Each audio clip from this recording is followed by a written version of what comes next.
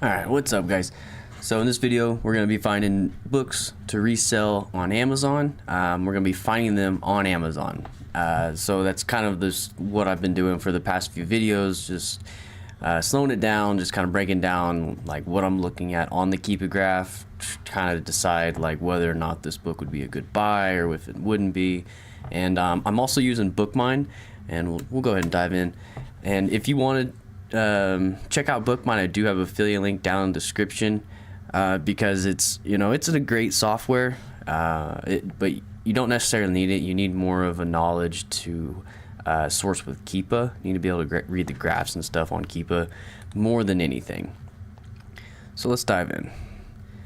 So BookMine, right off the bat, I always like to come up here and take out the good and the close on the profit meter, just because filters it down a little bit more so I can find the books that would really shine.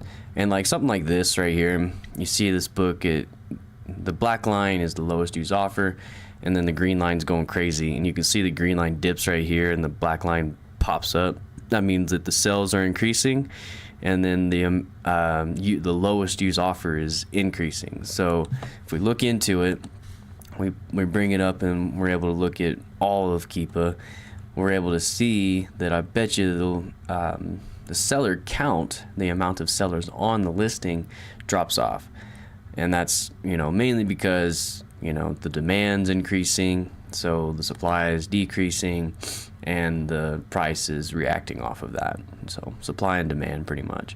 So yep, down here, this bottom line here is all of your used offer counts, how many sellers are on it, not necessarily how many books, or how many of the certain book is on the listing, because it could be one of these sellers has 100 of them, or something crazy. But the amount of sellers is decreasing. Therefore, because the sales are increasing, and therefore the lowest used price is increasing. Now this looks like an amazing August time book, and a little bit in the January too, but you don't just use this snapshot right here and call it good. The good thing about Keepa is it tracks the book for its lifetime on Amazon, so we can go all the way back. This book has been on Amazon since 2018, so it's an old book. It's been around. So if we expand it, we can definitely see that the little dips in seller rank doesn't really change much. It's always dipping around the January and August time.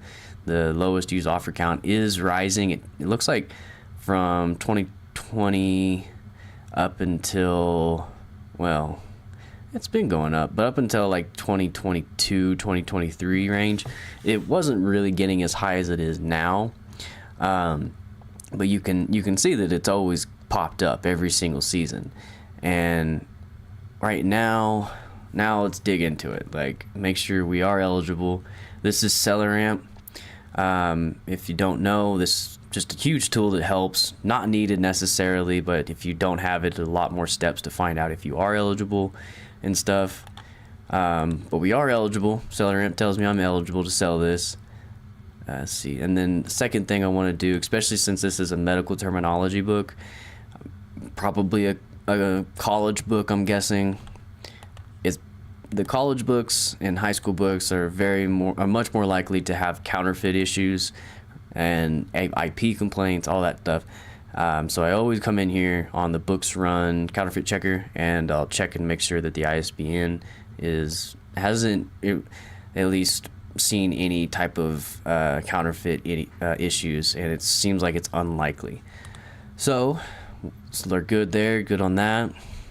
Come in here, we can get it for $28.56, which for the last season pops up into the hundreds. So $28.56 is an amazing price. $28.56. But I have been burned before, I'm not gonna lie to you. Especially with these college books, sometimes they'll get you.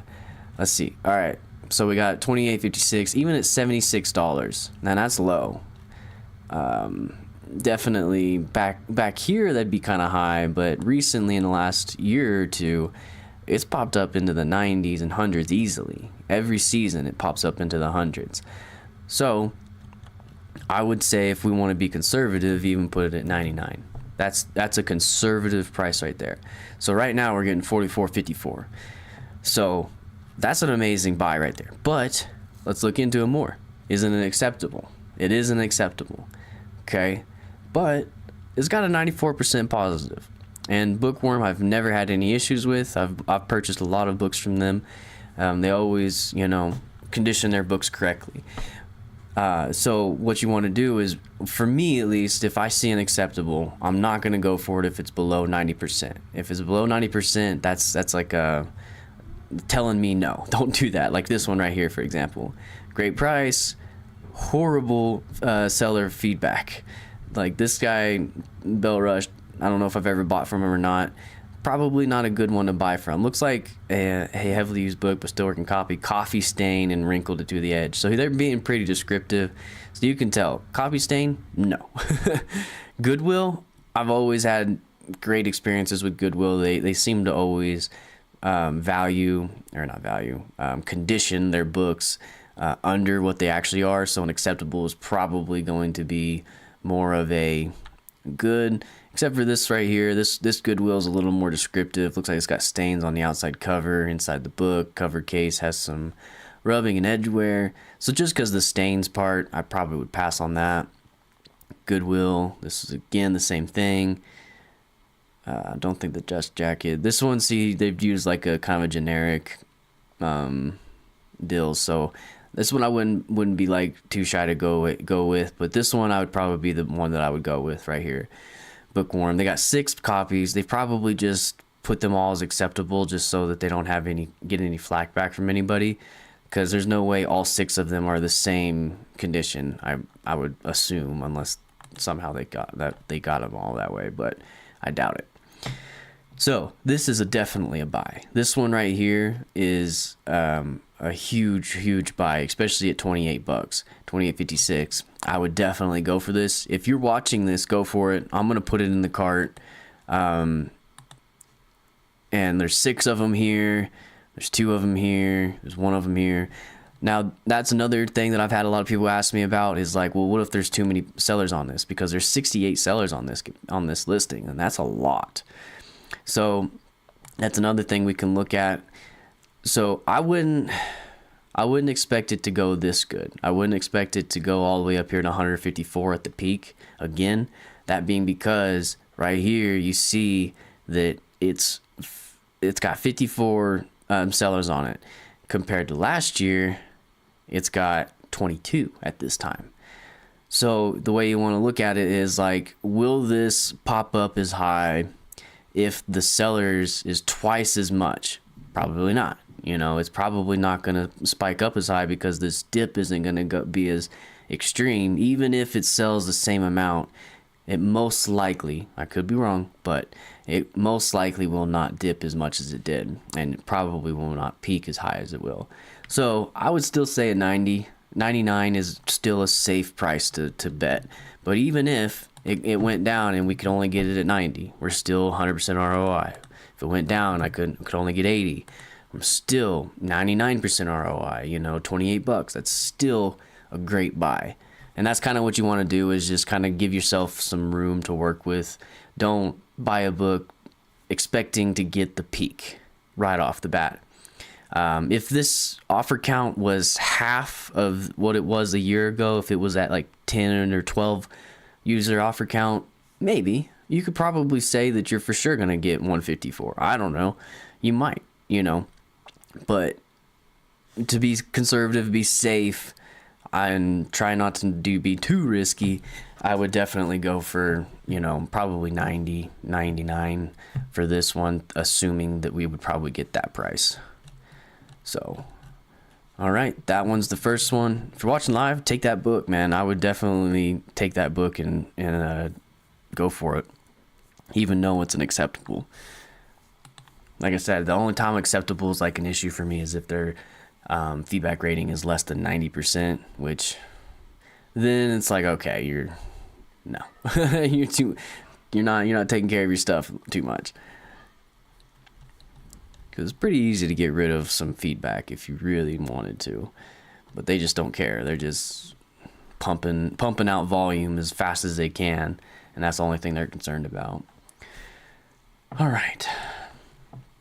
So this one, we're consistently up at the 149. This is the lifetime of this book that's been on here. It doesn't sell near as much. You can see that, you can very well clearly see the the sales rank dropping consistently, but it's not as crazy as the last one. You can see them here, but when you look at this one, you can't really distinguish where the drops are on this one. So that means it's just selling like crazy. This one, not so much, you know. Like this one, I would probably buy a couple copies, 2, 3, maybe even 4. 4's pushing it. I've gotten burnt on going so deep on books before that I will not go 10 or more deep again. And I'm still sitting on some of those books that I did at the beginning like that.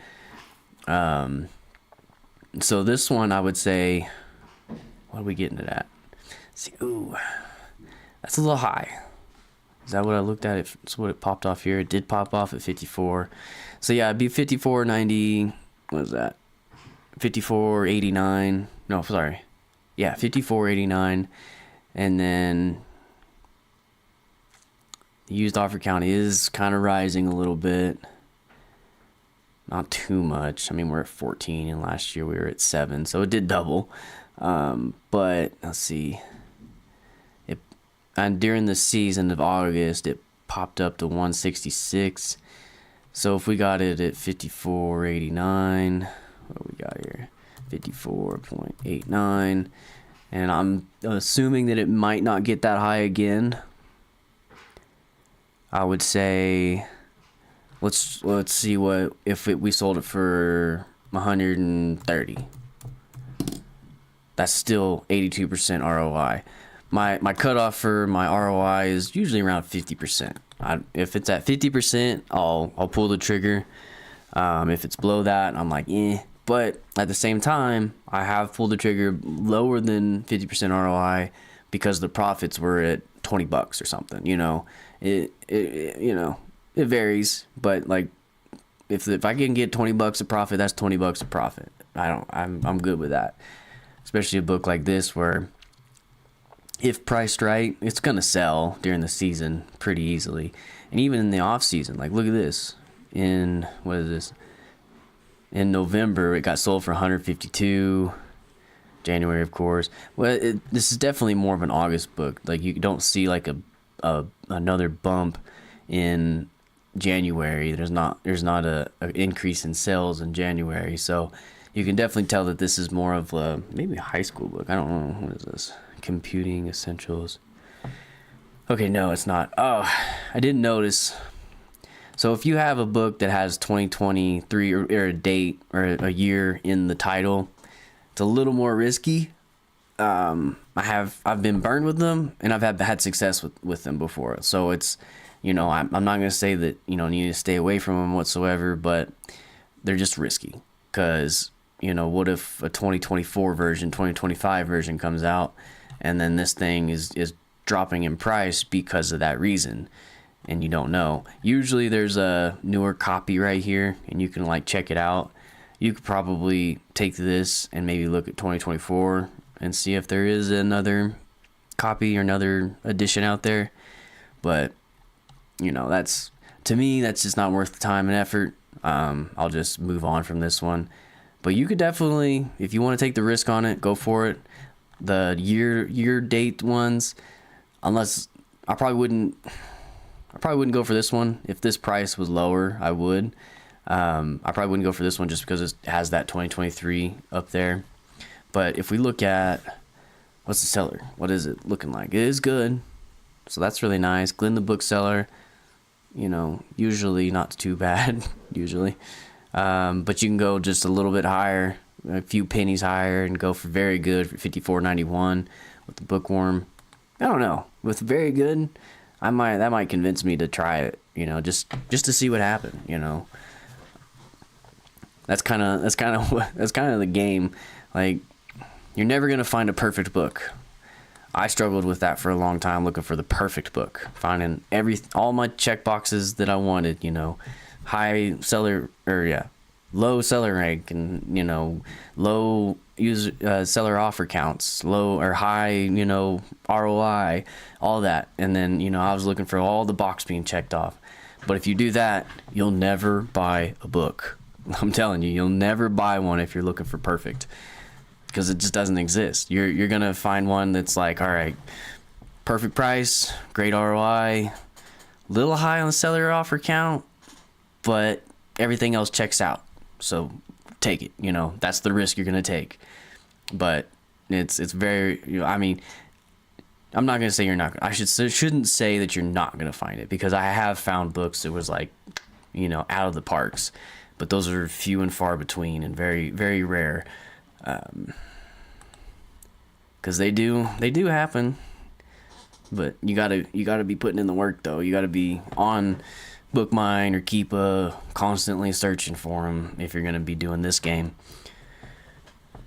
Constantly looking, constantly sharpening your skills. All right, so this one, statistics and data analysis for nursing research. Usually medical books are a little harder to get ungated in. As you can see, this one I'm not eligible to sell. I don't go through the trouble of trying to ungate on books. If I'm not eligible, then it's like, okay, whatever. I'm good, because to me that's Amazon telling me like, hey, don't sell this book. It's gonna give you more troubles than you want. So I'm like, okay, I'll listen to you. But that's just my opinion. There is tons of people making tons of money on books like that, where they can get ungated in them and stuff, and then pulling that off. I just don't like the risk with that. This isn't a bad one. 3052 is a little high. It does pop up into the 80s and 90s. And that's another thing, guys. I do want to, since there's been a lot of talk of buy box issues, this method of sourcing is like the perfect thing, because I'm not looking, like, I do have the buy box up there to see like where it's been, and because most likely what this book is sold for is at that price, that buy box price, during the season. Of course, during the season, most likely that's where it's getting it. But I'm not looking at that as my price. I'm looking at the lowest used offer count. I'm at this black line down here. That means that the lowest priced book is right here at 83 at this moment in time, or 79 right here. That's the line you want to look for. And that's why this kind of method is, in my opinion, a little bit, better than looking at, going to the thrift stores and scanning through things, because you're trying to, if that method, you're trying to do the buy box thing a little bit more. But with this method, you can always leverage buy box. Like, I am also leveraging buy box. Like, it is what it is. But I'm expecting it to not go for the buy box. I'm expecting it to go for the lowest used offer count or used price. So that's what I'm like, kind of judging what my price is going to be. Like, for example, this one, it's pop up to 80 here, pops up to 80 here, pops way up to the hundreds, pops way up to the hundreds. But I would expect to get it at this 80, 90 price, not the 100 price, like right here. But the past 2 seasons, Amazon didn't pop off. When Amazon popped off, you can see it just goes crazy. But when Amazon stays on, it kind of suppresses it a little bit more. And the lowest used offer count gets the highest, it gets to 93. But the buy box, it gets up there to 104. So I would always plug in the 93. So if I got it for 3052, I'm not even eligible, but anyways, 3052, and I got it for 90, boom. That's what I would expect to get it at, or probably I would conservatively guess that I could get it for less, but I would definitely put my like max at that price. All right, let's get out of this book since I'm not eligible to sell it. Let's see here. We got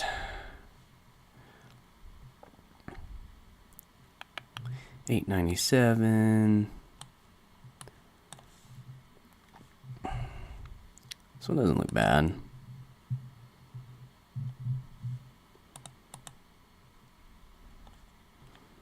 Introduction to Law. Law books, not these ones per se, but there's like certain other books that I just stay away from law books because they kind of make me nervous a little bit. Not gonna lie. I've been really burnt on law books before, where it's like, because they look amazing, man. Some of the keepagraphs that they got, it's like it looks really really good, and then you go in and buy it, and then the price just never recovers because they've come out with a new edition.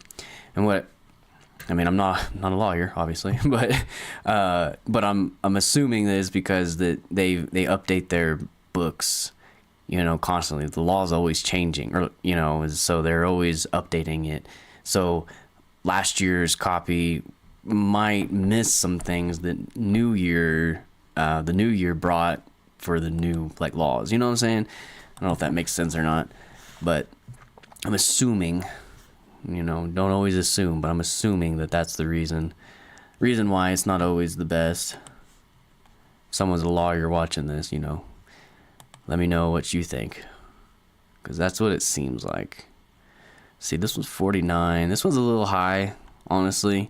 So we're at $19.93 plus $3.99 shipping, and it's at 44 here, 49 here, 49, 55. Yeah, this one, not even eligible. Not gonna lie. So this is what I do. Whenever I see a book like this, and this one's not really a great price, for Amazon at least. But what I always do is, if I see I'm ineligible to sell it, I'll hop over to eBay, because I'll sell on eBay a little bit. And so what I do is, when I hop over here to eBay, I'll look at first what the price is and make sure that it's a used. See, this is brand new at $69. So it's like, okay, I'm most likely not gonna be able to get it brand new. This one says new other. It's not brand new. It's opened and used, but they're saying it's like it's new. It's like new. But at that 40 price, so eBay fees are so much lower that you can get away with it. But see what we're getting on 55 pre-owned. So we look at right here, we got 11 results, and this is just with using the ISBN. There could be more without the ISBN in the listing, but we'll hop over to the sold, and then look right here. So there's 11 results with the ISBN. There's 11 results, and there's only one, or like 11 listings, I should say, and there's only one result of what is sold in the last 90 days. So, like, this is a great price. It's pre-owned and everything. But since it's such a low sell-through rate, you're not going to be able to get that sold. So I move on. But that's how I kind of get my eBay inventory as well, because I've been trying to build my eBay inventory a little bit more. That way I can get some income from there a little bit more, because it's nice to not just rely on Amazon popping over or every 2 weeks giving me something. It's nice to see a little deposit every now and then from eBay, but it is a lot more work. I will say that. Amazon spoils us with the FBA stuff. Let's see here. 103 pops down. So what are we at? We're at 53. So it's 56, 57, 87, 57, 87. I'm just going to go ahead and put that in. 57.87. We are eligible. But see, this is why I would not be able to source without SellerAmp, because number one, it's just easy to see if I'm eligible or not. But the biggest thing is right here is I can just plug in what I think that what I know I'm gonna sell it or buy it for, and then put in what I think I'm gonna sell it for. So what do I think I'm gonna sell it for? Well, right here we're hitting at 109. Oh, they're gonna hate it whenever the graph flattens out like this. And then we're hitting it at 124-ish, maybe 119. I just need to look at it a little closer, because I can't tell if it's the used offer count's way lower. It drops down to 124. Because the thing is this seller rank drop. It could be Amazon, it could be new, it could be used. Kiva doesn't really tell you that part of it. So you're kind of you're kind of guessing a little bit. But you can also come down here and see like, all right, so there's a sales rank drop here, right? Well, what's down here? Was there any kind of movement in this user offer count? That's not foolproof because the seller could have 2 or 3 copies and then this one won't move because there's no sellers are dropping off the listing. Just one seller has lost or sold one of their products and they got more to still sell, so this stays there. So that's not really foolproof, you know. It's definitely Keepa is king. It's definitely something you've got to learn and everything, and with this method, and I believe any type of book selling, but it's not foolproof. It's definitely making a more educated guess. Whenever something sells this, not, you know, in the last year, it's sold what, 1, 2, 3, 4, 5, 6, 7, 8, 9, sold 9 times in the last year. You know, it might sit for a while, especially since there's 24 offers. If you want to really understand if you're going to be able to get it sold or not, come up here to your prime, because these, if you're going to sit in the FBA, of course, but these are going to be your competition. So there's 3 prime offers, and we got 105, and then the new Amazon. You're not going to be able to play or beat Amazon, so don't even try. So 143 is the max. We're not going to be able to get more than that. But the competition is at 105. Last sale was at 103, and it looks like recently it's kind of dropped off right down here. But worst case scenario, I feel like we'd get it. Worst case scenario, we get it 105. And that's, I mean, horrible ROI. That's not a great ROI for books, at least. But at $21 profit, I'm taking it. I'm going for that if I can get that. If I think that I'll be able to sell it at that price. Let's see here. What's up, Southpaw? Southpaw says, I'm a new seller. I'm having a hard time acquiring a consistent supply of used books from thrift stores, so I'm wondering if this style of selling is my only option.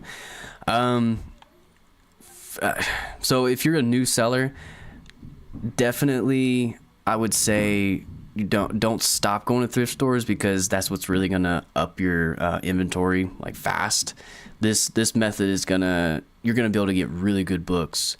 Like, it's kind of like, I like to use it as like going to thrift stores, kind of like shotgun method, where you're getting a whole bunch, but you know, you're not gonna get like huge bangers. You know, you're not gonna get the good ones that really hit. Not always. Something I'm gonna correct myself. Actually, you will find some bangers, but you'll find a lot of other like books. But for our $2, it's gonna be hard to lose money on a lot of that. But I will say that using this method will, like, incongruent with that, will up your game by a ton, because if you can learn Keepa, you'll be able to understand exactly like where you need to price books, you know, and what you can predictably sell books for. But Keepa is king. Like, if you're a new seller, I wouldn't even suggest doing BookMine, even though I love BookMine. It's the one software I use. But go get a Keepa subscription. Do that. It's like $22 a month or something, and learn that. Get that to the T. Understand the graphs like crazy, and then once you get there, then you can pop over here to the BookMine, and you'll really understand how good this software actually is. But to answer your question, man, I would definitely add it to your repertoire. I would add it to your weapon arsenal, because this is like a sniper rifle. You know, you're finding the books that are going to be bangers, and you know, picking them up. Like, it is a little bit more expensive, as you can see. Like, I suggested buying I think it was like a $28 book earlier. You know, that's for someone starting out like me. How I did it, I was taking like $100 from my paycheck, and then going to thrift stores and finding whatever I could. Spending $28 was, that's over 75% of what I was pulling in per 2 weeks, to spend on something, and that wasn't feasible for me at that moment. You got more money though, then I would say do this method until you can understand it. Because this is a high value thing to learn, because once you learn this, it just makes so much sense. It's huge. It really is. But it does take a while to learn. I'm not gonna sugarcoat it by any means. It took me about a year, I would say. It took me about a year to understand exactly like what I wouldn't say a year to understand. It took me like a few months to understand. But it took me a year to build up like a good inventory of books, to like being able to like replenish my old books that I've sold and stuff. But see, books like this, they could be selling every time.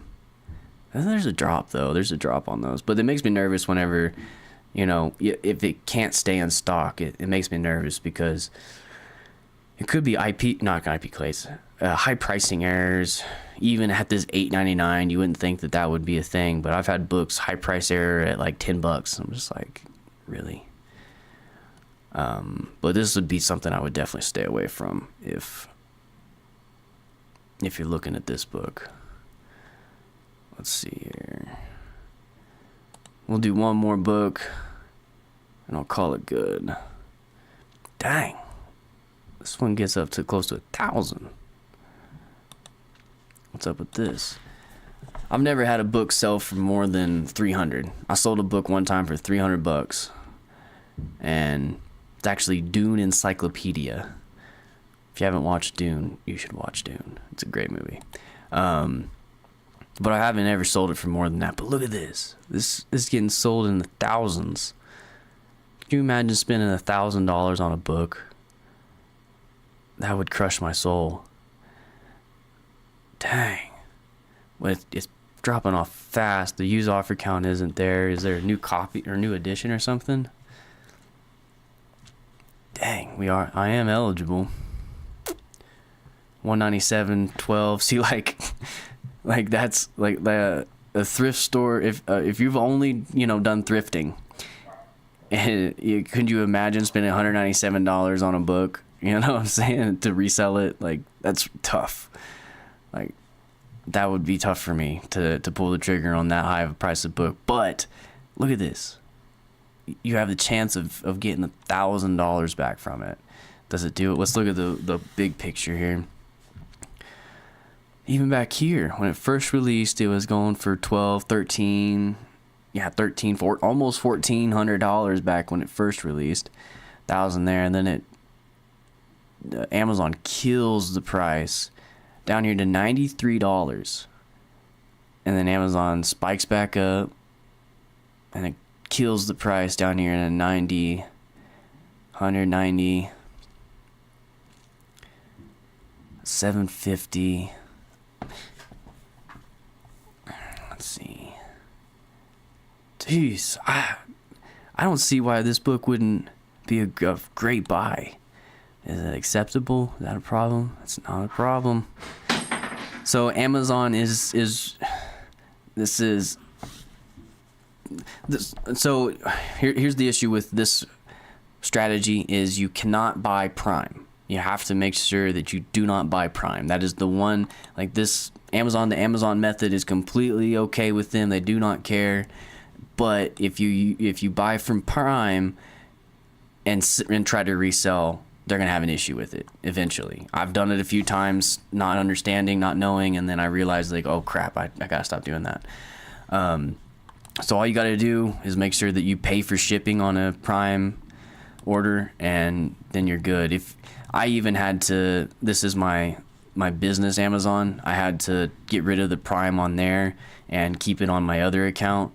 That way, my personal Amazon account, that way, whenever I go to check out with something like this, I would be good. But dang, there's only 5. There's only 9 options. It goes from $197 and it pops up to $285 for new. There's only one at $285, $299, and then it pops up $386. And these are all FBAs except for this one. FBA. Oh my goodness. I would pull the trigger on this bad boy. I wouldn't right now. I am not right now because I can't justify that price. But look at that. If you got the money for this, dude, go for this book. And let me know how it goes. You know, like, it's not a guarantee. I'm not gonna say that buy this book you're gonna make $1,000. I don't think that you'll make 1,000, but you could probably make like 7. Look at that. It goes crazy. You might be able to get 1,000 too. Who knows? This is like a inner struggle for me because there's 6 of them. There's 5 of them. There's 5 of them. You could pick up on that. Yeah. Anyways, that one I would go for it, but it is a risk, you know, and that's $197 risk. So that's where it's kind of tough because I've gotten burnt on buying $100 books, and then it turns out like it didn't have the DVD with it or something, or the media, the other associated media with it, and then that's like the main thing that drives it, and that ruined me. Done that only once with a veterinary book. Ended up having to sell it for like $40 loss, and that hurt my soul. But all right, guys, we'll catch you on the next one. Later.